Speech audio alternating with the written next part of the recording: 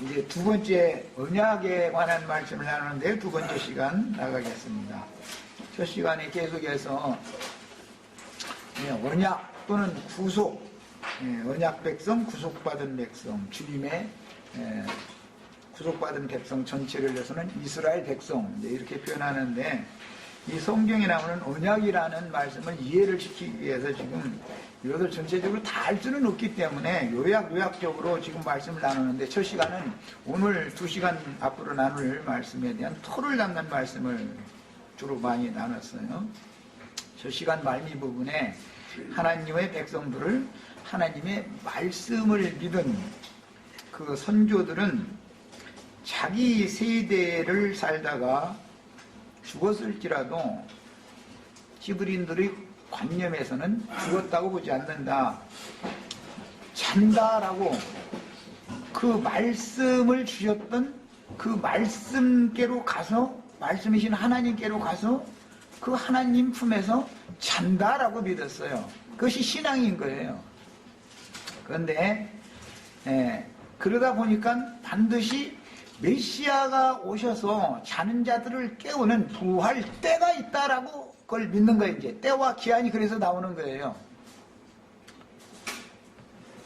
자기 세대라고 하는 말은 내가 이게 좀 현대어로 말하는 것이고, 원은 한평생 한 생애, 이거 중국어로는 일생이라고 그래요. 일생이면 종로로 산다 이렇게 표현을 하죠. 근데 이것은 모든 사람은 하나님의 생명의 주인께서 너는 언제 어느 족속의 어떤 아버지 허리에 있던 사람을 어떤 통로를 통해서 모태로 옮겨서 거기에서 하나님이 잉태케 하셔야 되는 거예요.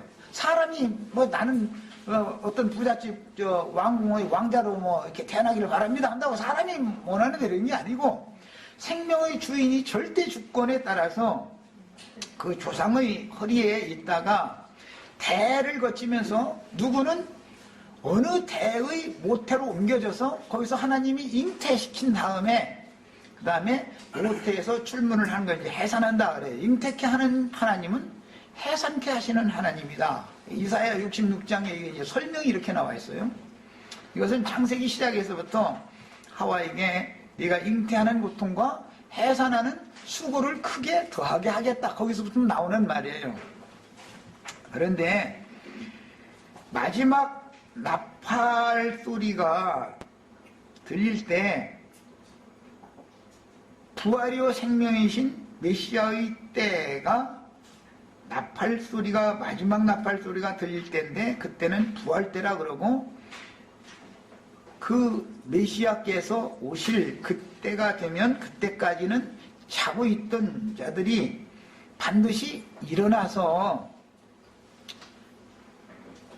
육신으로 이 생에 살아서 이 생에서 또 그 말씀을 새롭게 받음으로 새 영과 새 마음이 되어져서 새 하늘과 새 땅을 유업으로 받을 사람들을 위한 새 시대를 열 때, 그때를 부활 때다 이렇게 믿었고, 그때까지 앞선 선진들은 자다가, 주 안에서 자다가 메시아가 오시면 그들을 깨운다 이렇게 믿었어요. 그리고 나서는 그들과 함께 다음 세대에게 같이 또 임하신다라고 믿었어요. 이걸 이제 강림이다 그래요. 이런 관념에서 성경의 구속사가 기록이 되었기 때문에 성경에서 씨, 종자, 아버지, 조상, 아들, 후손이라는 용어가 얼마나 비밀스러운 용어인지를 바르게 인식한 바탕에서 성경을 읽어야 하는 겁니다. 성경을 그냥 무대부로 막 읽으면 안 되는 거예요. 그러니까 성경이라는 건 전부 언약을 이루시는 하나님의 행정, 경륜이다 그래요.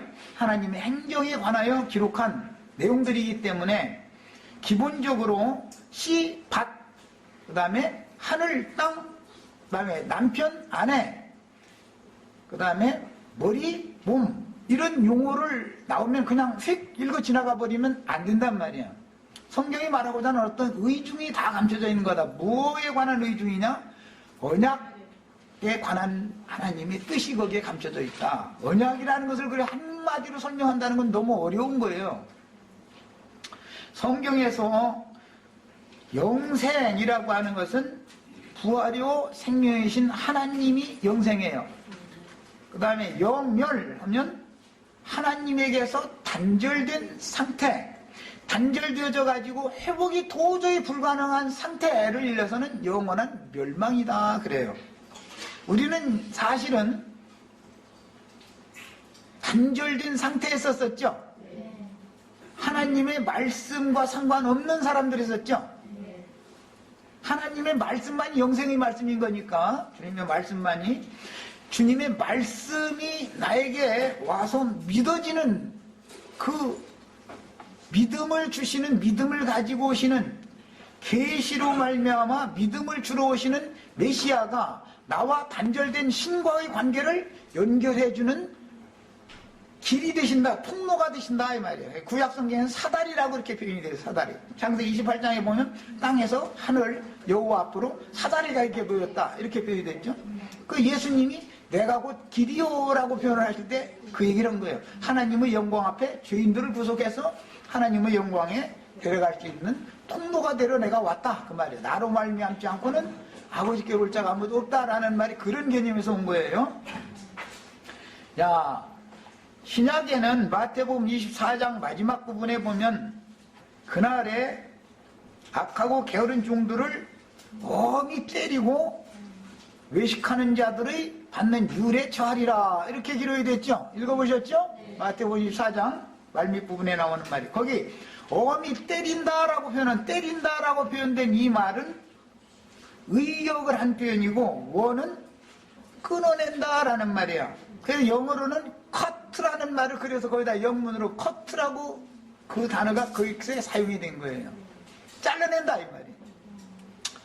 생명이신 하나님의 생명을 은혜로 나와 연결시켜 주시는 그리스도의 은혜에서 내가 커트당하면, 잘려져 나가면 나는 죽는 거예요. 이런 개념이 죽음이라고 그래요. 삶과 죽음이라는 개념을, 성경의 개념을 잘 아셔야 돼요. 육신적으로 사냐 죽냐 이것을 성경이 다루는 게 아니에요. 그건 하나의 표상일 뿐이에요. 다른 어떤 성경에 보면 마태복음 7장 같은 경우 거짓 선지자들에게 내가 길거리에서 주의 이름으로 많은 사람들 귀신도 쫓아내주고 말씀도 가르치고 그렇지 않냐고, 그러니까 내게서 떠나가라 내가 너를 도무지 알지 못하노라 라는 말을 거기 도무지 알지 못하노라 내게서 떠나가라 그러면 멸망을 선고받은 거예요. 끊어졌다 이게. 그리스도, 생명이신 그리스도에게서 끊어져 나갔다. 그러면 이것이 영적인 죽음을 선고받는 것이다 그 말이에요. 그냥 그리스도에게 그리스도의 은혜에 붙어 있어라 라는 말도 들어보셨죠? 읽어보셨죠? 여기가 그리스도의 은혜에 붙어 있어라. 그 다음에 주님이 다시 오실 때 그에게 붙은 자요, 이거 읽어보셨죠? 여기는 뭐 다 어른들이니까 이런 말해도 이게 뭔 소리인지 알 거예요. 그게 또 배필이라는 말이에요. 붙었다 이렇게, 이거는 표상적인 표현으로 하는 말인 것이고, 배필이라는 말은 사람에게 적용하는 말이고 짐승들에게는 짝이라고 그러죠. 짐승들 보고는 짝짓기 한다, 뭐 새들이 붐철되면 이렇게 짝짓기 한다 이렇게 표현하지, 그 배필로서 관계를 맺는다 이렇게는 않죠. 사람 보고는 관계라고 표현을 해요. 관계. 이제 우리나라 말은 좀 완곡한 표현을 하죠. 그러니까 듣기에 좀 거슬리지 않는 표현을 해요. 성경 용어라는 직설적인 표현은, 이것은 뭐 내가 말하고자 하는 의도는 충분히 아실 거예요. 그냥 남편과 아내가 관계를 맺는다 이런 말이에요. 그것을 배필 관계다 그렇게 말해요. 배필이라는 말은 반드시 뒤에 관계를 따로 붙게 마련해요. 그래서 아까 내가 이런 말은 내가 이제 설명가 어려우니까 어른들한테 물어봐라. 형님, 저런 어른들은 이제 이런 말을 잘 알죠. 우리나라 사람들은 이런 말을 잘 알아들을 수 있어요. 자, 관계, 하나님과 나와의 관계성이 단절되면 죽는 거다, 멸망받은 거다 이 말이에요. 그 다음에 이것이 이스라엘에게 단체적으로 이루어질 때는 이스라엘의 총회에서 끊쳐지리라 이런 말 구약성경에 있다 보면 읽어보셨죠? 끊쳐진다 라는 말은 이스라엘 전체 하나님의 백성들 전체 중에 계수가 되어져서 그 천국 시민을 가진 하나님 나라의 백성이라고 하는 자격을 가지고 그 안에 있어야지 하나님의 나라의 백성이라고 하는 그 권위를 상실당하는 것은 이스라엘의 총회에서 끊쳐지는 거예요. 그건 죽음인 거예요. 영적 죽음은 이런 것을 말하는 거예요. 그 다음에 약속의 땅에서 쫓겨나서 다행히 돌아오면 메시아를 만난 것이지만 희년이 돌아오면 희년이 되면 돌아오는 거니까 다 돌아오는 게 아니고 아주 소수만 돌아오는 거예요. 다 아시리아나 바벨론이나 쫓겨난 모든 백성이 쫓겨났지만 돌아온 무리는 아주 소수예요. 이것을 일러서 본향에서 자기 고향에서 타향으로 떠난 사람은 죽은 거예요. 이스라엘 백성들의 관념이에요. 이게 약속의 기업인 하나님이 주신 각 지파에게 이스라엘 각 지파에게 팔레스타인 땅의 12덩어리로 나눠서 그 기업을 주셨는데 자기 기업을 분배받았을 때 그것을 분깃이다 그러고 그 분깃의 터전 기업에서 영원히 살지 못하고 쫓겨나 그것은 고향을 떠난 거죠. 히브리서 읽다 보면 더 좋은 하늘의 참분양을 바란다 이런 말 읽어보셨죠? 곤양이라고 그렇게 되는데 고향이다 이 말이에요. 고향. 우리 형제 자매님들은 이제 질문 좀 하려고 그래요. 완전한 영원한 고향이 어디예요? 하나님이죠? 하나님이 나의 고향이어야 되는 거예요. 하나님께로부터 내가 났어야 되는 거예요. 하나님이 이스라엘 구속하신 하나님의 백성들의 영원한 거처는 그들의 하나님이었어요. 여호와여 여호와는 우리 조상 대대로 우리의 거처가 되시나이다. 이 시편에 나오는 말이에요. 시편 90편. 누가 거처라고요? 구속받은 언약 백성들의 고향은 하나님 자신이어야 되는 거예요. 그런데 이것은 가나안 땅으로 상징이 됐다. 가나안 땅에서 쫓겨나가서 고향으로 영원히 돌아오지 못하면 영멸당했다 그렇게 말한 거예요. 영멸. 고향으로 누군가 다시 돌아와.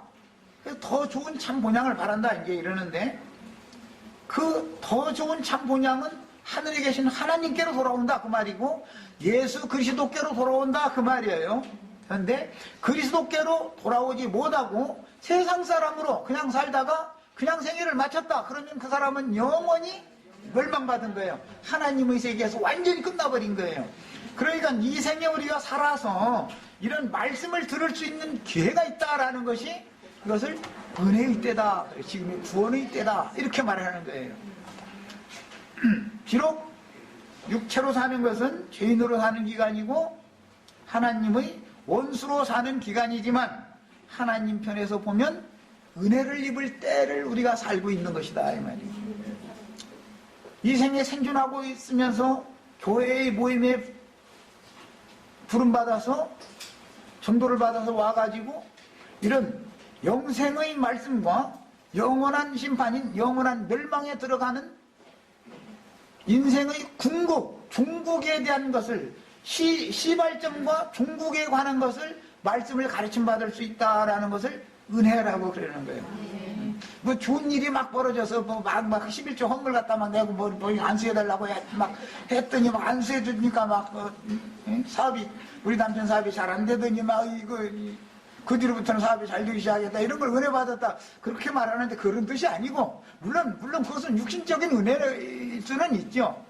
성경이 말하는 은혜라는 것은 신의 생명이 나에게 부어지는 상태를 말하는 거예요. 그걸 은혜라고 그래요. 그러니까는 하늘과 땅 연합을 하면은 반드시 적시어짐이 오고 하늘로부터 내려주는 것이 있죠. 부어주는 것이 있죠. 육신적으로 다 아실 거 아니에요. 이게 지금 뭔 말인지 아시겠죠? 이런 관계를 이어서 백필의 관계성이라고 그러는 거예요. 관계라고 그래요. 그래서 우리나라 사람들은 상관한다 이런 말이 있어요. 성경을 읽다 보면 우리가 상관하리라 그런 말 여러 번 읽어보셨죠? 그게 관계를 맺는 것을 말해요. 생명 관계다 이 말이에요. 남편과 아내가 생명연합을 맺는 것을 상징해 그것은 영원한 생명이신 그리스도께 나의 영혼이 관계성을 회복하는 거예요. 이것을 언약 백성이 되는 언약을 체결했다 이렇게 표현하는 거예요. 그것을 구속받았다 그렇게도 말해요.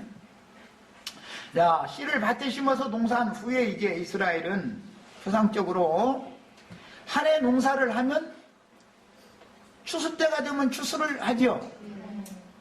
열매를 다 거두어 드리는 거예요. 그럼 내년에 또 농사를 또 져야죠. 그러면 작년에 있던 씨를 묵은 씨를 심어요? 아니면은 새 씨를 또 심어요? 반드시 새 씨를 심죠. 묵은 씨를 심으면 그것이 발화가 될 수도 있고 안 될 수도 있죠. 뭐 3년 4년 지난 것이면 발화가 안 되는 확률이 참 많죠. 그 생명의 핵이 그 안에 이미 죽어 있기 때문에 발화를 못 시킬 수가 있어요. 그래서 이것을 영을 새롭게 한다 그렇게 해요. 새 것으로 심는 거예요, 늘. 새 것으로. 씨는 말씀이니까 날마다 새로운 말씀을 받아야 되겠죠. 그래서 날마다 묵은 누룩만 날마다 섞어가지고 탕난 음식을 날마다 먹이면 죽어요, 살아요? 세상에서도 엄마가 게을러가지고서 우유병 한 20일 전에 이게 해놓은 거 갖다 그냥 이렇게 쳐다가서 그냥 먹였다 그러면 그걸 하면은 자기 새끼 죽이는 거예요, 살리는 거예요? 그런데 지금 이것이 광야에 만나다 그러죠. 썩는 양식이다 그래요. 영생하도록 있는 양식은 하나님의 말씀은 날마다 신선하게 받아야 된다. 새거를 받는 거예요. 그 다음에 이런 원리에서 자기 기업의 땅에다가나 내 농사를 할 수 있죠. 남의 기업의 땅에다가 내 씨 갖다 뿌리면 그건 날강도는 놈이지 그거는. 그런다고 해도 또 남의 농사 지어주는 것이지 내 농사가 되지도 않고 추수는 그 사람이 해갈 거니까 왜 밭주인이 가져가는 거니까 그건 언제나.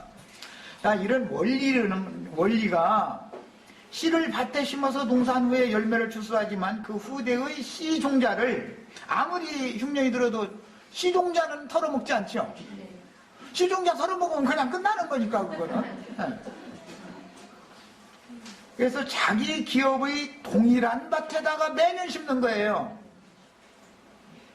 종자는 매년 바꾸지만 밭은 바꿔요, 안 바꿔요?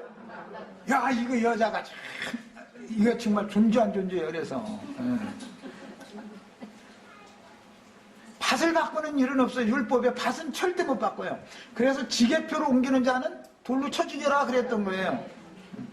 남의 땅, 우리 땅 요만큼인데 저 주인이 안 오니까 저만큼에다가 저 표시 갖다 저 지게표 저 돌로 옛날에 표시를 했으니까 드문드문하고 거기까지 우리 땅이 억지순다 해가지고 안 되는 거죠. 그런 사람 어떻게 하라고요? 재판장한테 끌고 가서 고발을 해가지고서 총량을 딱 한 다음에 돌로 쳐 죽이라고 그랬어요. 남의 아내를 범하면 그래서 돌에 맞아 죽는 율법이 그래서 정해지는 거예요. 남의 여자를 절대 범하지 못하게 율법이 딱 정해놓은 원리를 하셔야 돼. 내 밭이 아니면 남의 밭에 탑을 내면 안 되는 거죠. 하나님이 기업을 정해주셨기 때문에 그런 거예요. 나 이제 혼인 예식할 때 이제 가끔 그런 생각날 때 이제 그런 얘기 하는데, 그래서 나는 혼인 예식할 때 절도 맞죠 한 번만 시키는 게 아니에요. 반드시 2번 시켜요. 물로 습단 말이야, 이거는. 2번 하는 것은 확정이다, 이거는. 당신과 나 사이는 오늘 이후로 배필의 관계를 맺었기 때문에 어떠한 일이 있어도 두 사람 중에 한 사람이 죽기 전에는 이것은 누를 수 없는 거다. 이건 하나님이 확정해 놓은 거다. 하나님이 우주를 두루 살피고 요 사람한테는 요 사람이 딱 맞다 싶어서 딱 이렇게 배필을 정해주신 것이죠. 우리 형제 자매님들 내가 어느 날 말이에요. 회사 다니다가 멋있는 청년 만나서 이렇게 해서 연애를 해서 결혼했다 이렇게 하시지 말고 세상에 반은 여자고 반은 남자인데 왜 그 사람이 내 눈에 들어왔고 내 마음을 사로잡아 갔을까를 생각해 보시면은 중매를 누가 하신 거예요? 야, 중매쟁이가 예수님 걸 믿으셔야 돼요. 야, 이것을 반드시 믿으셔야 돼요. 인생사에서 이걸 배우셔야 돼요. 그래서 남자든 여자든 남편이든 아내든 일단 혼인의 약속이 딱 맺어지면, 언약이라는 말이 이제 혼약인데, 약속이 일단 맺어지면 눈을 딴 데로 돌리면은 시아버지 아니면 친정아버지한테서, 사이놈 같으면 친정아버지한테서 그건 죽여버려야지요. 이건 말이 너무 그런가? 이제 세상적으로 말이야. 그거는 말이야. 세상에서 다시는 길을 쓰고 엉뚱하게 유하게 만들어버려야 되는데, 만약에 며느리 자리가 그랬으면은 그건 그 유다는 그 며느리 자리가 가늠했다 소리 듣고 나서는 끌어내서 불살라 죽여라 그랬다겠죠? 가늠하는 여자 불살라 죽이는 이제 율법은 저기 이제 계시록 18장까지 끌어가는 거예요. 많은 불에 앉은 큰 음녀는 어떻게 죽여요? 벌거 벗겨가지고 불살라 죽인다고 돼 있죠? 안 읽어보셨는지 대답이. 뭐든지 창세기에 모든 진리시가 다 있는 거예요. 창세기부터 시작되는 거예요.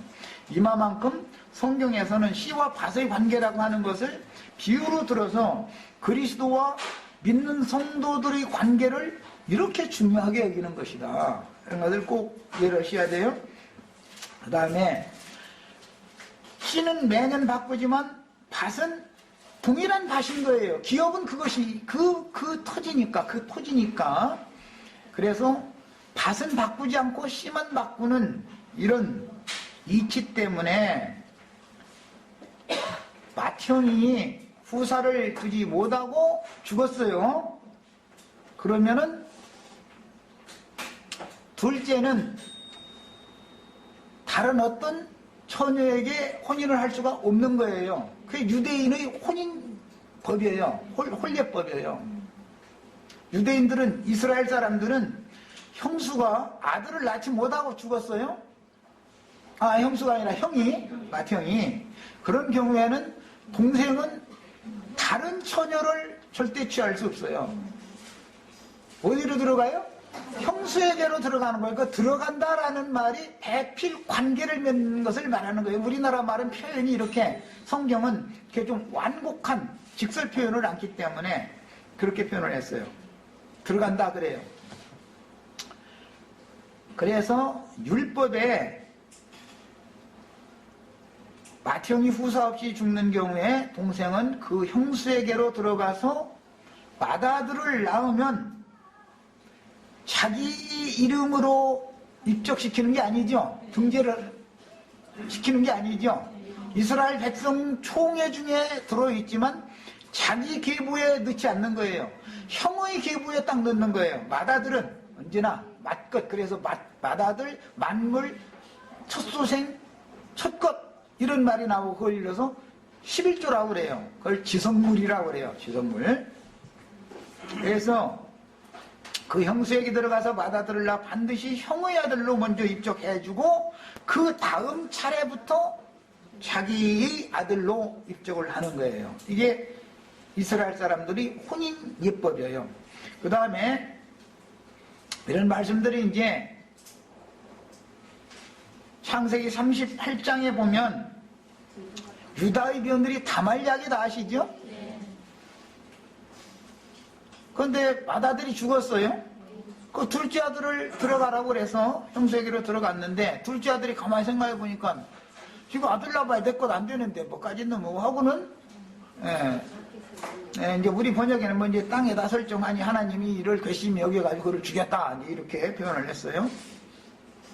이런 것을 길가밭에다가 씨를 함부로 뿌렸다.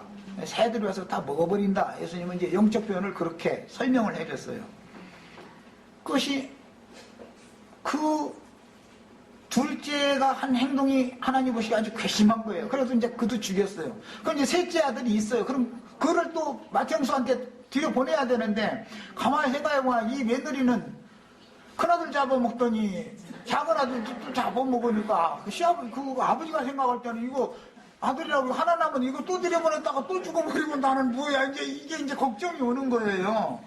그러니까는 친정으로 쫓아내버리고 나서는 아이가, 셋째 아이가 다 장성하게 자랐는데 20세가 이제 됐는데 며느리를 안 부르는 거예요.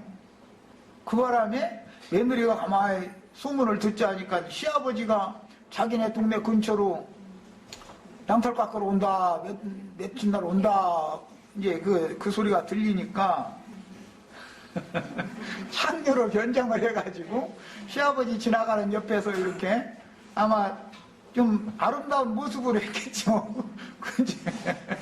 참 얘기 들어보면 좀 그러네. 그 시아버지가 이제 유혹을 당해가지고 약조물을 받았죠. 군물은 염소 새끼를 주기로 약속을 하고 증거물품만 달라고 그랬는데 뭐 세 가지 줬다고 했어요? 도장과 도장끈과 지팡이를 그것을 증거품으로 증표로만 달라. 지금 관계를 맺으러 들어가야 되는 가만히 염소 가지고 올게. 그러고서는 염소 가지러 가면 이거 아무것도 안 되잖아. 그러니까는 우선 당신 몸에 지니고 있는 걸 증품으로 다고 해가지고 증거를 그렇게 받고 시아버지와 이제 관계를 맺어가지고 쌍태를 잉태하게 됐어요. 그랬는데 원래 본물은 염소 새끼죠. 양과 염소를 분별한다라는 말이 거기서 나오는 거예요. 그래서 유대인들은 증거는 받았지만 이루어진 사실, 더 좋은 것은 못 받았죠. 이스라엘 사람들은. 우리는 본물을 받은, 본물은 예수님이잖아요. 본물, 하나님이 우리에게 주기로 우리 영혼을 주님이 취하시는 조건으로 예수 그리스도를 우리에게 그분의 영을 본물로 보내주신 거예요. 그래서 성령을 받았다, 성령이 오셨네, 막 이렇게 해서 되는 게, 이걸 알아야 돼. 무슨 원리를 많이 해봤죠. 성령이 오셨네, 막 이런 거. 그거 백날 찬송해도 이게 무슨 뜻인지를 물어보세요. 없죠. 그래서 우리는 본물을 받았고 이스라엘 사람들은 증거물품만 받았어요. 그 사람들은 도장이라는 건 인이란 말이에요. 인침은 받았다. 그 다음에 도장을 몸에다 지니고 있어야 되니까 끈으로 이렇게 연결을 했다는 말이니까 그 끈은 그리스도의 은혜다 그래요. 하나님의 인을 나의 심령에 새기면은 하나님과 나 사이에 줄이 연결이 돼야 되냐. 이것 보고 생명줄이다 그래요. 예수 그리스도는 생명줄이죠. 그리스도가 생명줄이 되어줄 것을 약조했다 이 말이에요. 약속이 언약 얘기하느라 그래 지금. 이상하게 들으시지 마세요. 약속을 한다. 이거 약속을 도장과 도장끈과 그 다음에 지팡이라는 것은 믿음을 상징하는 말이에요. 믿음. 그것은 의지한다 그런 뜻이에요. 하나님의 지팡이, 주의 지팡이와 막대기가 나를 안위하시나이다. 이런 시편 읽어보셨죠? 모세에게 아론에게 하나님이 지팡이를 맡겼죠. 홍해 바다를 모세가 갈른 게 아니죠. 지팡이를 내밀으니까 지팡이의 능력으로 갈라진 것이죠. 이건 뭐예요? 믿음의 능력은 세상도 얼마든지 가르고 세상에서 나를 손상을 받지 않고 출애굽을 할 수 있도록 만들어준 능력이 있단 말이에요. 그게 믿음인 거예요. 그래서 우리는 나를 의지하고 나 자신을 힘있는 자로 이렇게 여기던 사람은 죽은 사람일 때는 다 그러고 살죠. 뭘 믿어 내 주먹을 믿지. 통장에 뭐 동그라미 숫자 생각해 이것만 있으면 돼. 뭐 이러고 되는지 안 되는지 어떻게 알아. 이것만 있으면 돼 하고 통장 저기다 넣으려고 하면 갈 수도 있는데. 그렇죠? 근데 통장도 믿으면 안 되죠. 주먹도 믿으면 안 되죠. 주먹을 믿지 할 때 주먹에 뭐 이거 쥐가 나가지고 비틀어져 버려가지고서는 못 쓸 수도 있는 거지, 뭐. 모르는 거예요. 그게 육신의 모든 것은 믿을 것이 없는 것이죠. 예수 그리스도가 나의 믿음이 돼야 되는 거예요. 이런 사람 보고 저는 자, 지팡이는 절름발이가 이게 띠뚱띠뚱 이게 절룩절룩 거고 사는 사람이 지팡이 입고 살죠. 야곱이 그래서 야뽕나루에서 환도표 큰 힘줄을 하나님이 초벌했더니 야뽕나루를 건널 때는 지팡이를 짚고 쩔뚝쩔뚝 하면서 걸었다는 거잖아요. 그 형제 자매들 다 절름발이 됐죠.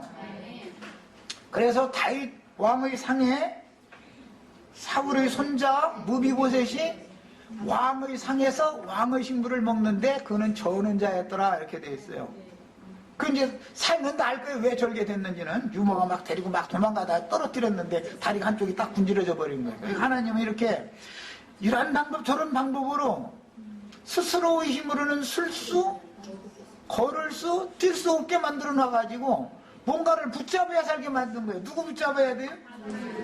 예수님 붙잡고 사는 거예요. 오늘 우리 형제 자매님도 오늘 이후로는 내 힘으로 서가지고 아이고 막 나 얼마나 잘 달리는지 보라고 죽으러 가는 길이고요. 잘 달린다고 자랑하는 사람은 멸망길로 달려가는데 속하게 돼 있어요. 반드시 그리스도를 붙들고 사셔야 되는 거예요. 이걸 믿음이라고 그래요. 믿음으로 산다 그래요. 뭐 얘기하다 거기까지 갔는데 그래서 그걸 약조물로 받았어요. 그것을 언약이라고 그래요. 언약. 약속은 받았지만 그 약속이 이루어진 사실을 받지 못한 사람들이 있죠. 새 언약을 받아야 되는 거죠. 그러니까 이루어진 사실을 군무를 받아야 돼요. 그 다음에 장자 상속에 관한 말씀이라든지 계대 상속에 관한 말씀들이 성경에 계속 나오는데 이런 말씀들은 지금 이 시간에 다 설명할 수는 없지만 한 아버지의 씨로 낳아진 아들들은 동일한 씨, 동일한 종자로 보기 때문이며 다음 해 종자를 바꿔도 그건 똑같은 그 종자에서 그 종자 열매가 맺었으니 종자는 해가 바뀐다 해가지고 종자 자체가 바꿔지는 건 아니죠. 종자가 바꿔지지 않는 한은 밭도 바꾸면 안 되는 거예요. 원리가. 그래서 성경이 정한 바는 한 머리에 한 몸을 배필로 정해줬다 이렇게 표현하는 거예요. 그 다음에 맏형의 아내인 맏형수의 태는 그 부친의 가문의 대를 잇는 장손을 생산할 의무가 있는 거예요. 세전밭이라는 것은 그것은 자주 내리는 비를 흡수해서 농사하는 자들이 쓰기 합당한 채소를 내야 될 의무가 있는 거예요. 이것은 상징이요. 맏며느리로 들어가면 아들을 의무적으로 낳아야 되는 거예요. 아들을. 이것이 유대인의 생명의 계수법이다 이 말이에요. 그래서 형수의 태는 그 부친이 가문을 잇는 장손을 생산할 의무가 있는 밭으로 보았기 때문에 장남과 가문을 잇는 장남의 아내인 장손 며느리는 특별한 지위와 위치를 보장받는 신분이었고 이것을 장자권이다 그래요. 후사 장자는 지체자손들보다 갑절로 분깃을 주라고 율법이 정해졌죠. 원리가 여기서 나온 거예요. 우리나라 사람들은 이 말도 알아듣죠. 우리나라 사람은. 거기다 대고 누구야 야곱의 장인이 누구더라? 라반이나 사울왕이나 이런 사람들은 딸한테는 기업을 안 주고 아들한테만 줬죠. 아들 선호사상. 우리나라 사람들도 아들 선호사상이 몇 년 전까지만 있었죠.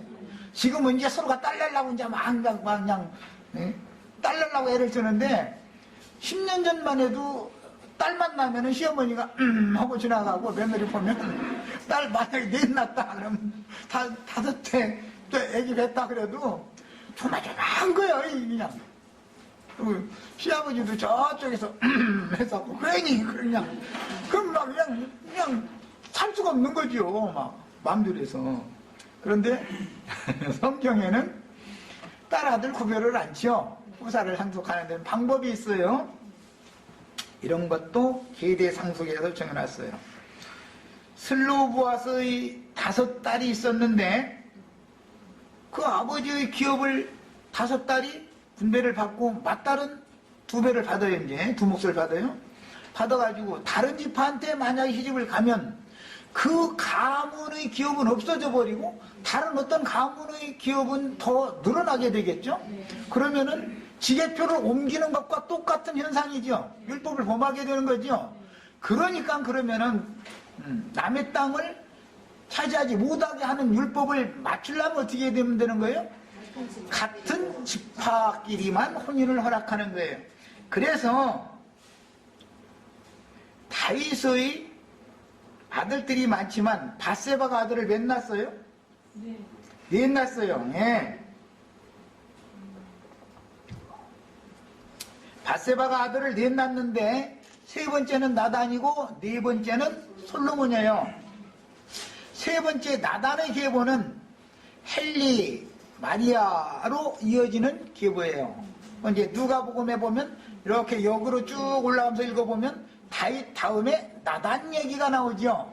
나단 얘기가 나와요. 그러나 마태복음 족보를 보면은 쭉 올라가다 보면 솔로몬 다음에 다윗이지요. 나단 다음에 다윗이 아니고, 자, 한 아버지에게서 낳는데 어머니도 밧세바라고 하는 이방 여자예요. 햇 여자. 야, 낳는데도 계보가 마태복음의 계보는 솔로몬의 계보고 누가복음의 계보는 나단의 계보예요. 이렇게 다윗에서 이렇게 양쪽으로 갈라졌다가 마리아와 요셉이 만나서 예수를 낳아요. 왜 그럼 동일한 지파인 유다 지파끼리 혼인을 왜 했겠어요? 헬리라는 마리아의 아버지는 딸만 두었고 아들을 두지 않았으니까 자기 동일한 지파에게 딸을 시집을 보내가지고 거기에서 낳은 맏아들, 예수님이 맏아들이었죠.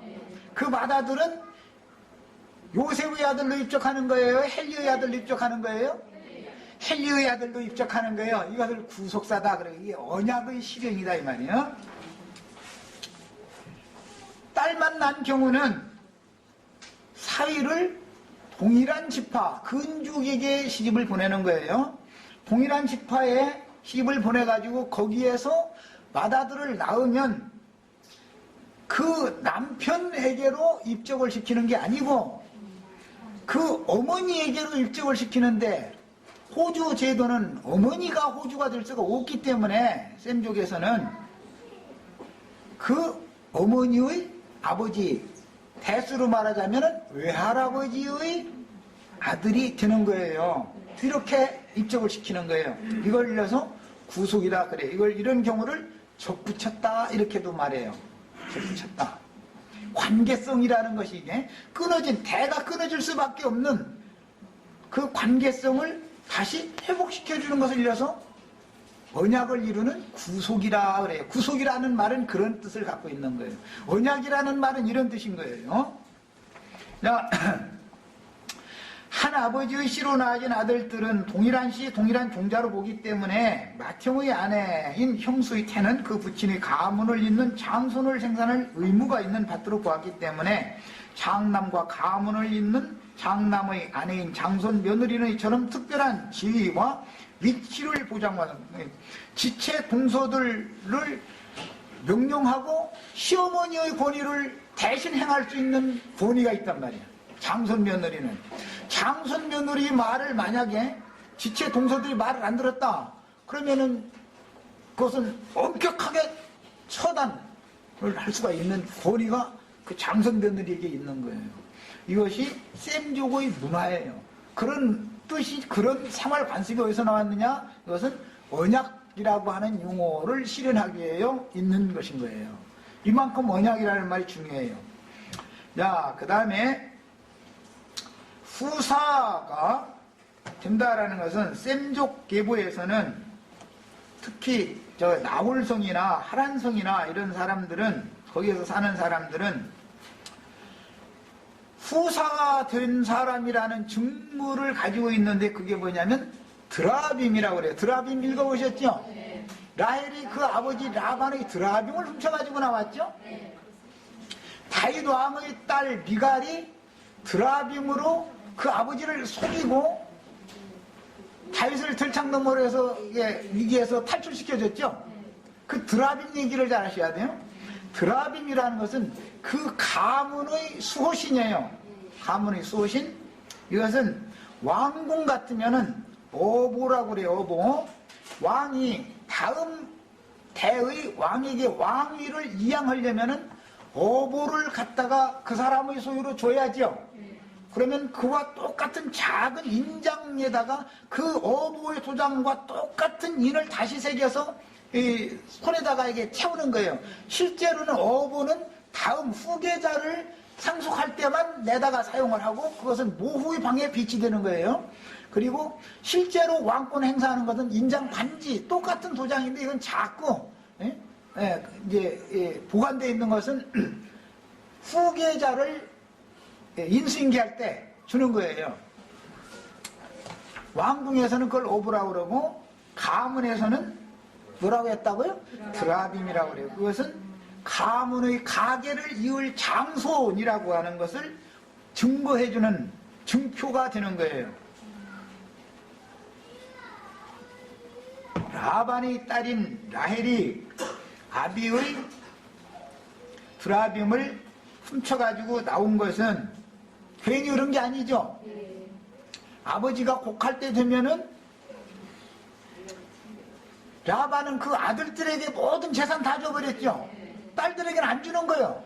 우리 아버지가 우리를 죽도록 심부름만 시키고 일만 시켜 먹고 사는 말 우리에게는 기업을 주시지 않는다. 그래가지고 난 차라리 이제 아비집을 떠났어 말이야. 남편한테 가겠다 해서 다 이제 갔어요. 갔는데 내가 그렇게 바본 줄 알아? 그러고 이제 아버지 드라빔을 다 가지고 나온 거예요. 그 말은 뭐예요? 아버지가 곡할 때 되면은 자기 오라비들 앞에다가 내가 낳은 맏아들에게 우리 아버지 이 모든 재산을 가업을 유산으로 주라고 나한테 슬쩍 귀띔해 주시고 이거 나한테 맡겼어? 그러고 딱 내놓으면 꼼짝 못하는 거예요. 아무리 아버지가 입으로는 말로는 그냥 말로는 소용없어. 증거가 있어야 돼. 증거, 증품이. 말로는 아들한테 다 준다고 했지만 실제 아들은 증표를 갖지 못하고 있었고 라헬이 증표를 딱 갖다 내놓으면 라반이 죽는 날 라헬의 아들 요셉이나 베냐민이 라반의 기업을 갖게 되는 거예요. 그걸 염두에 두고서 슬쩍 나한테 나 딸이라고 이렇게 10원도 안 줘? 좋아, 아버지 반지 죽기만 해봐 이제 이러고 온 거예요. 그런데 이런 것이 성경 읽다 보면 참 재밌어요. 이게 언약관계 이걸 읽다 보면은 그 다음에 사울왕도 미갈이나 다른 딸도 있었지만 딸에게는 기업을 주지 않고 자기 아들한테만 주니까 미갈이 아버지의 드라빔을 훔쳐가지고 있었던 거예요. 이게 여자는 못당 여자가 얼마나 지혜로운지 이 참 여자들이 지혜는 못당하죠. 그 다음에 영원한 생명을 다루는 성경의 구속사에서는 조상이나 후손이라는 용어 속에 반드시 배필이 되는 어머니, 조모, 증조모, 현고조, 조모, 현고조모라고 그러죠. 현조모지요. 등의 모계를 중시하며 부계만 중시하는 게 아니에요. 이 히브리인들은 이게 왜냐하면 땅이 있어야 농사를 하니까. 우리나라 사람들은 그래서 신랑댁은 저 뼈대가 있는 집안 씨가 어떤 씨다 이제 이거 씨 자랑 많이 하죠. 그럼 이제 신부댁에서는 우리 밭은 또 얼마나 좋은데 하면서 이제 또 서로 이렇게 하죠. 이것이 셈족의 문화에서나 이해가 되는 말들인 거예요. 이게 다. 이게 성경의 구속사예요. 시간이 다 됐어요. 그래서 맏딸은 동일 지파의 남자에게 자기 유업을 상속받아가지고 시집을 가서 낳은 첫 아들을 친정아버지의 이름으로 대를 잇게 하고 그 다음에 낳으면은 자기 남편과 자기의 이름으로 후사로 정하는 거예요. 언제나 이것이 히브리인들의 시와 밭, 그 다음에 언약관계,